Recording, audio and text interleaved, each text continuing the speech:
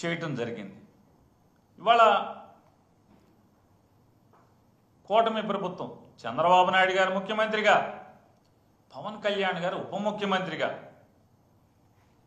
కేంద్ర ప్రభుత్వ ఒత్తాసుతో, మోడీ గారి అండదండలతో ఏర్పడినటువంటి ఈ ఘనమైన ఆంధ్రప్రదేశ్ ప్రభుత్వం ఇప్పటి వరకు చేసినటువంటి అప్పు ఏంటయా చూసుకుంటే సరాసరి రాష్ట్ర ప్రభుత్వం చేసినటువంటి అప్పు 1,03,000 కోట్ల రూపాయలు. ప్రభుత్వం సరాసరి తెచ్చినటువంటి అప్పు 1,03,000 కోట్ల రూపాయలు.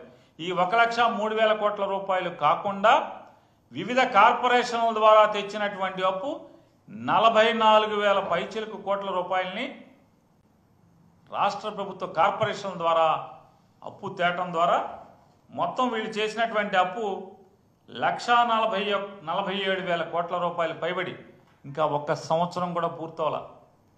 12 మాసాలు పూర్తవకుండా, అంటే వీళ్ళెక్కి సంవత్సరం నిండకుండానే 1,47,000 కోట్ల పైబడి అప్పు ఈ రాష్ట్రానికి చేయటం జరిగిందనేది కూడా అందరికీ ఆశ్చర్యం గొలిపేటువంటి సంఘటన.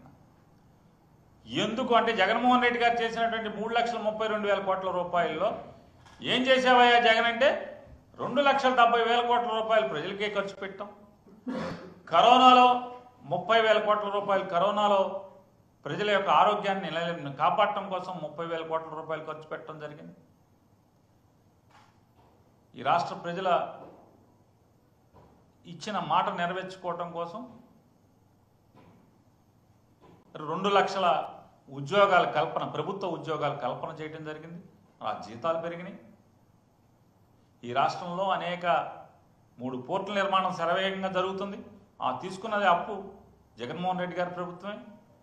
మరి అలాగే ఈ రాష్ట్రంలో ఉన్నటువంటి గ్రామీణ ప్రాంతాల్లో రోడ్ల నిర్మాణం కానీ, లేదా సచివాలయాలు కానీ, ఆరోగ్య కేంద్రాలు కానీ, రైతు భరోసా కేంద్రాలు నిర్మాణం కానీ, రైతుకి ఈ రాష్ట్రంలో ఏ జిల్లాలో ఎప్పుడైనా సరే ఎక్కడ ప్రకృతి వైపరీత్యాలు వచ్చినా కూడా ప్రభుత్వం ఆదుకోవటం, ప్రభుత్వం పెద్దగా చేయందించడం, రైతులకి నష్టం జరగకుండా కాపాడే దాంట్లో మరి చేసినటువంటి పరిపాలనలో జగన్మోహన్ రెడ్డి గారు అప్పు చేసినటువంటి ప్రతి రూపాయి ఎక్కడికి వెళ్ళిందో లెక్క ఉంది. లెక్క చెప్తున్నాం.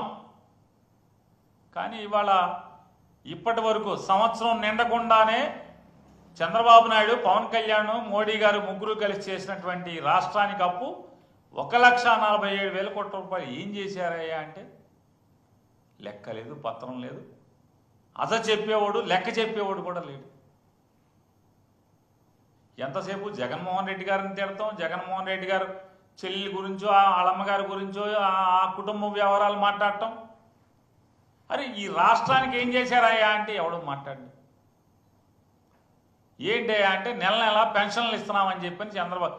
పెన్షన్లు ఎవడన్నా ముఖ్యమంత్రి వెళ్తాడా పెన్షన్ ఇవ్వటానికి?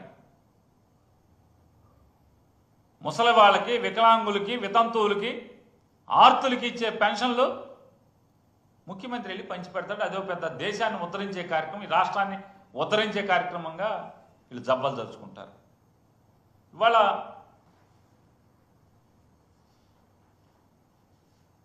ఎన్నికల ముందేమో సంపద సృష్టిస్తానని చెప్తాడు, మీకు ఇచ్చిన హామీలన్నీ తీరుస్తానని చెప్తాడు. వాళ్ళ అబ్బాయి గారేమో మా నాన్న చెప్పిన మాటలు మేము అమలు చేయకపోతే మా కాలర్ పట్టుకోండి అంటాడు. ఎన్నికల ముందు ఉత్తర కుమార ప్రగల్భాలు పలికారు, మాటలు కోటలు దాటినాయి. ఇవాళ అంటాడు చంద్రబాబు నాయుడు గారు నాకేం అర్థం కావట్లేదు, ఇచ్చిన హామీలు చూస్తే భయం వేస్తుంది అంటాడు, రాష్ట్రాన్ని చూస్తే భయం వేస్తుంది అంటాడు.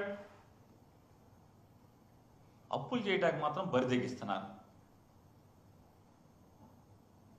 ఈయనకంట సంపద ఎలా సృష్టించాలో మెల్లగా చెవులో చెప్పాలంట.